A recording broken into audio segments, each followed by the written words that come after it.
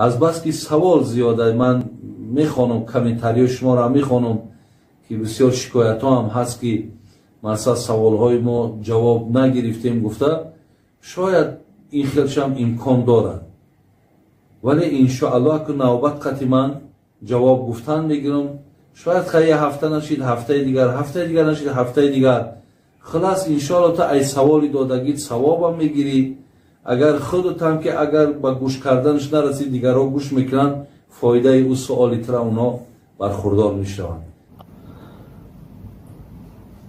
من زن هستم در روسیه شوهرم 2 سال میشود که در محبس هست من به او خیانت کردم اما خبردار نیست آیا من طلاق شدم یا نه. این خواهر عزیز ما سوال کردن که شوهرم در زندانه لیکن من از نبودنش مقصد یا در نبودنش دست به زنا زدم آیا من نکاح از سر کنم یا مقصد نکنم. من اول خواهرای عزیز همه شما را تاکید میکنم که در نبودن شوهرهاتون خیانت نکنید. شما حرکت کنید که از زمره بهترین زنها باشید. پیامبر ما گفتن بهترین زن همان زنی هست که وقتی مرد در چهره او نگاه میکند خوشحال میشود. یعنی زن چهرهش مرد میتواند خوشحال کند میتواند مرد غضبناک کند. یعنی اگر در چهره زن تبسم باشد رضاگی باشد حرمت باشد مرد خوشحال میشود. دویم گفت زنی خوب زنی هست که مرد او را اگر بر یک کار مشغولش میکند میاد که کار انجام داده است یعنی امر مرد که اجرا میکند. سیوم هرگاهی که زن مرد اگر نباشد زن در نبودن او خیانت نمیکند. اینها بهترین زنها حضرت گفتن اینها هستند. خواهرای عزیز میدونید که چقدر شما در این کار بدبختید. ولی این آدمی که من سوال داده است این تنها نیست. امروزها ولی سوالها هم در دوام هست. تلفن هم برادرای ما زنگ میزنند بابای حاجی 3 فرزند دارم بابای حاجی 2 فرزند دارم بابای حاجی 5 فرزند دارم زنم برآمده دنبی کدام مرده که دیگر را گرفته است. زنم با همسایه با تلفن صحبت میکرده است. زن من مقصد با فلانی مرد دیدم. آیا مقصد من به اینها چی مصلحت بتون خواهرای عزیز؟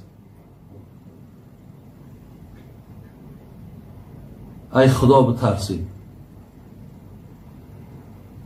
تو میدانی که علم یعلم بان الله یرا. خدا میگه میدانی که ای انسان تو همیشه در نظارت منی من تو را دائم نگاه دارم. شرم نمیکنی که وقتی تو با مرد بیگانه در حالت زینای و الله مهربان تو را تماشا دارد برای تو گناه می نویسد و روز قیامت چگونه در حدیث ها آمده است شما را آویزان میکنند و شما را با همون شلاق های آتشین عذاب میکنند.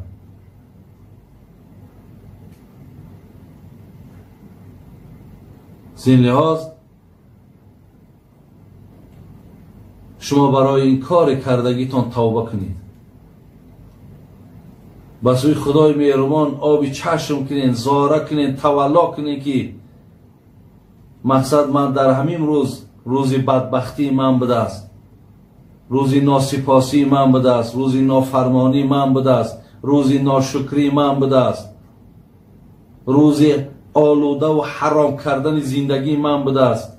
خدای مهربان مرا ببخش، خدای مرا عفو کن، خدای گناه مرا ستر کن، خدای مرا در دنیا و آخرت شرمنده نکن.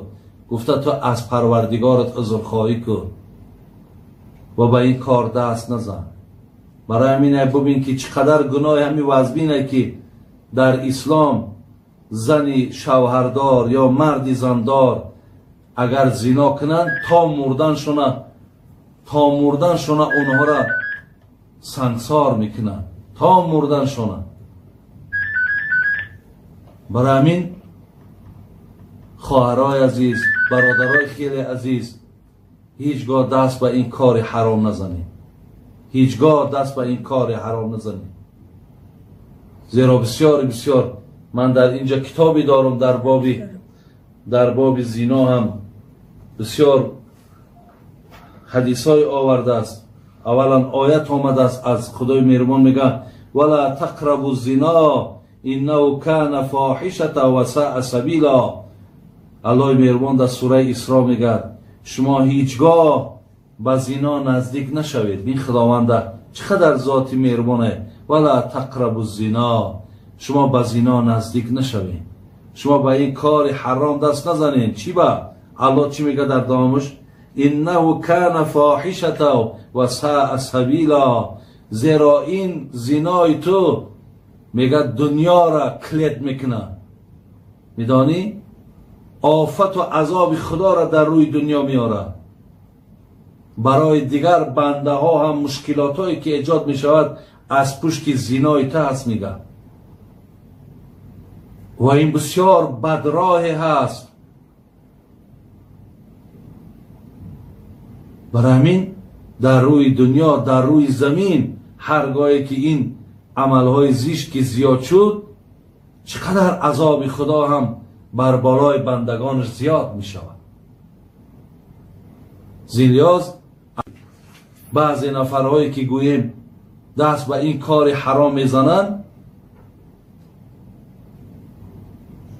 چقدر آفت، چقدر مشکلات، چقدر سختی به سر مردم می آید.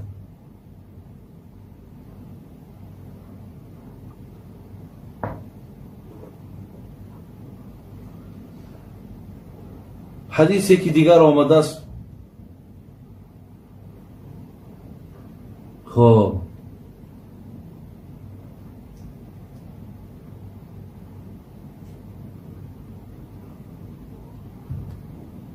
میگه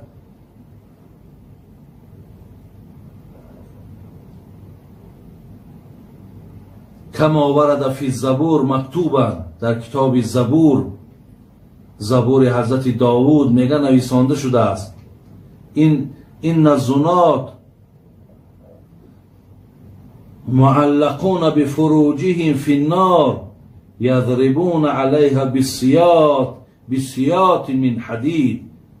میگه در کتاب زبور نویسانده شده است که هر نفری که اگر در دنیا زناکاره، خامرده، خازنه، اونها را میگه از همو فرجهاشون آویزان میکنن و با خمچینهای آتشین، آهنین اونها را عذاب میکنن.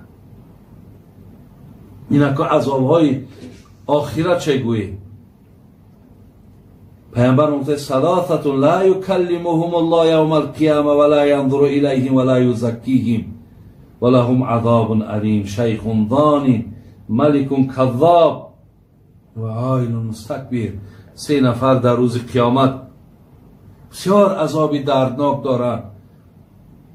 یک نفری اون برادر عزیز نفری است که در دنیا دست به زنا زده است.